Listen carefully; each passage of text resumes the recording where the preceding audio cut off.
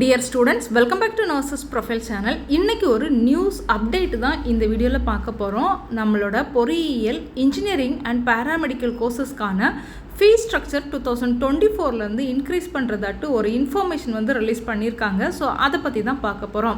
So இதில் என்ன கொடுத்துருக்காங்க அப்படின்னா, தமிழ்நாட்டில் நடப்பு கல்வி ஆண்டு இந்த வருஷம் 2024 முதல் பொறியியல் படிப்புகள் மற்றும் துணை மருத்துவ படிப்புகள் பேராமெடிக்கல் கோர்சஸ் மற்றும் கல்வியியல் படிப்புகளுக்கான கட்டணங்கள் உயரும் என தகவல் வெளியாகி உள்ளது.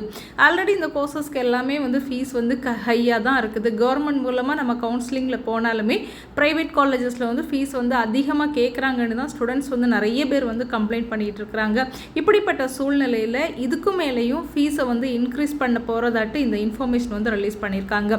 தமிழ்நாட்டில் நடப்பு கல்வி ஆண்டு முதல் பொறியியல் படிப்புகள், துணை மருத்துவ படிப்புகள் மற்றும் கல்வியியல் படிப்புகளுக்கான கட்டணங்கள் உயரும் என தகவல்கள் வெளியாகி உள்ளது.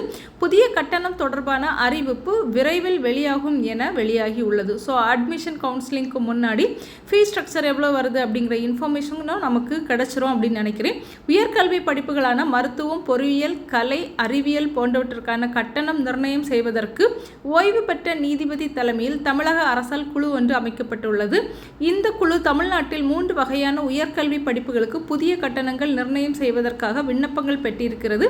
அதில் பிஇ, பிடெக் போன்ற பொறியியல் படிப்புகள், பாராமெடிக்கல் எனப்படும் 17 வகையான துணை மருத்துவ படிப்புகள், இளங்கலை மற்றும் முதுகலை படிப்புகளை நடத்தும் கல்லூரிகள் விண்ணப்பங்களை சமர்ப்பித்துள்ளன. ஸோ காலேஜஸ் என்ன செஞ்சிருக்காங்க அப்படின்னா, அந்த நீதிபதிகளிடம் அப்ளிகேஷன் கொடுத்துருக்காங்க ஃபீஸை இன்க்ரீஸ் பண்ணுறதுக்கு.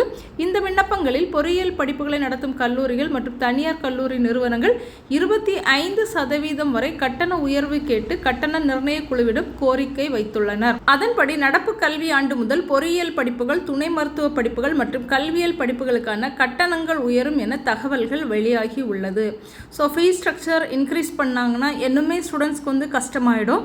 ஃபீஸ் கம்மியாக இருக்கும் அப்படின்னு தான் மாணவர்கள் என்ன செய்கிறாங்க அப்படின்னா, இந்த கவுன்சிலிங் மூலமாக நம்மளோட செல்ஃப் ஃபைனான்சிங் காலேஜஸ் சீட்ஸில் ஜாயின் பண்ணுறாங்க.